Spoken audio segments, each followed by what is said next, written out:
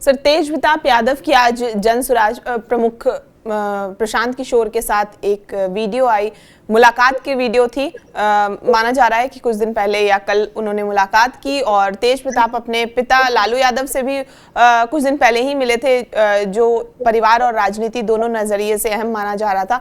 अब प्रशांत किशोर से तेज प्रताप मुलाकात किए हैं। इसमें जब पोस्ट वो लिख रहे थे उसमें उन्होंने तेजस्वी यादव, सम्राट चौधरी और राहुल गांधी तीनों को टैग किया है। तो इससे अलग अलग राजनीतिक खेमों को एक साथ संकेत देने की कोशिश माना जा रहा है। हालांकि पिछले चुनाव में दोनों नेताओं की पार्टियों का प्रदर्शन जो है वो ठीक नहीं रहा था, दोनों पार्टी जीरो पर आउट हो गई थी। ऐसे में इस मुलाकात को नए राजनीतिक समीकरणों की तलाश के रूप में देखा जा रहा है। क्या है मायने, मुलाकात के मतलब क्या है?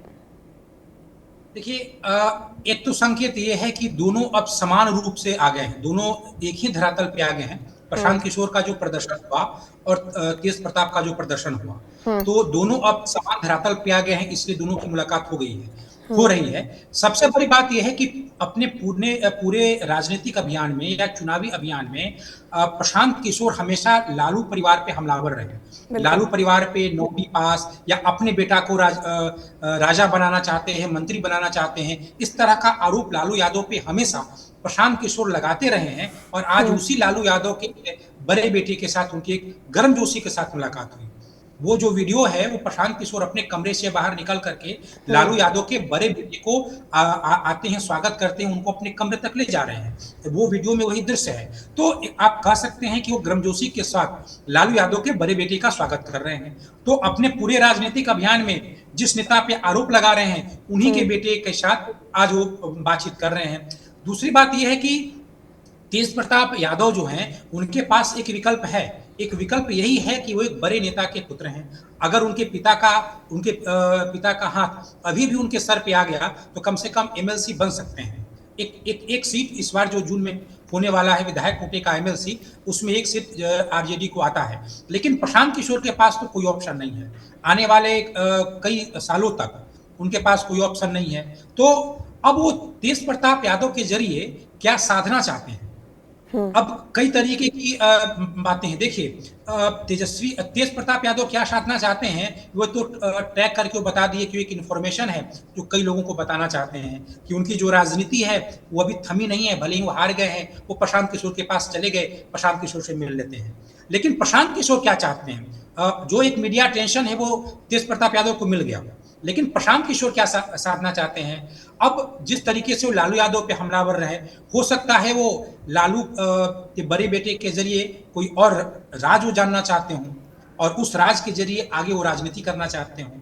या अगर देखिए, इसके वैसे राजनीतिक मायने नहीं हो सकते हैं कि उनको अपनी पार्टी में शामिल करके एक चेहरा बनाए, क्योंकि तेज प्रताप यादव वो चेहरा नहीं है जिनके जरिए प्रशांत किशोर राजनीति कर सकते हैं। ये तो और प्रशांत किशोर इतने भोले भी नहीं है कि वो उनको अपनी पार्टी में शामिल करके और राजनीति कर सकते हैं।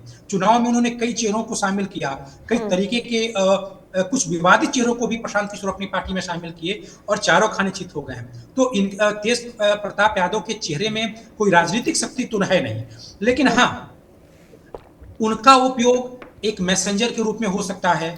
उनके जरिए वो लालू यादव तक कोई मैसेज पहुंचा सकते हैं या लालू यादव से संबंधित कोई राज वो जान सकते हैं। तो ये प्रशांत किशोर उनको यूज कर सकते हैं राजनीति में। यूज करने वाले जो मटेरियल हैं वो तेज प्रताप यादव अभी भी हैं, क्योंकि एक बहुत ही बड़े राजनीतिक घराने के वो सदस्य हैं। और साथ ही साथ जो मुख्य जो लड़ाई है, जो आरजेडी है, जिसका नेतृत्व उनके छोटे भाई तेजस्वी यादव कर रहे हैं, तो तेजस्वी यादव पे हमलावर होने के लिए अपनी धार को और पैनी कर सकते हैं प्रशांत किशोर तेज प्रताप यादव के साथ मिलकर के। तो इस तरीके से उनका यूज हो सकता है। लेकिन मुझे ऐसा नहीं लगता है कि जनशक्ति जनता दल का कोई विलय होने वाला है जन स्वराज में और कोई नई राजनीतिक समीकरण उभरने वाली है, क्योंकि उससे कोई सियासी फायदा होने वाला है नहीं। कहीं न कहीं पे प्रशांत किशोर के पास अभी भी शून्य से संघर्ष करने का ही विकल्प है और खुद ही उनको ज़मीनी स्तर से संघर्ष करना पड़ेगा और उस संघर्ष में तेज प्रताप यादव से उनको कोई राजनीतिक लाभ मिले, ऐसा नहीं दिखता है। लेकिन बिल्कुल। हाँ, राजनीति में सिर्फ़ वोटों की ही राजनीति नहीं होती है। बहुत सारे मैसेज देना पड़ता है, बहुत सारे मैसेज पब्लिक डोमेन में भी देना पड़ता है और कुछ खास-खास नेताओं को भी देना पड़ता है। और चुनाव के दौरान ये देखा गया था कि कई बीजेपी नेताओं का भी एक सॉफ्ट कॉर्नर है, वो तेज प्रताप यादव के साथ रहा है। तेज प्रताप यादव की प्रशंसा गाहे-बगाहे चुनाव के दरमियान विजय हुँ, सिन्हा भी कर दिया करते थे। हुँ, कई नेता किया करते थे। तो एक अच्छे मैसेंजर साबित हो सकते हैं तेज प्रताप यादव और हुँ, उनके ज़रिए प्रशांत किशोर ऐसा कर सकते हैं। क्योंकि हुँ, वर्तमान जो स्थिति है प्रशांत किशोर की, वो राजनीतिक तौर पे वो बिल्कुल ही अलग-थलग हो गए हैं।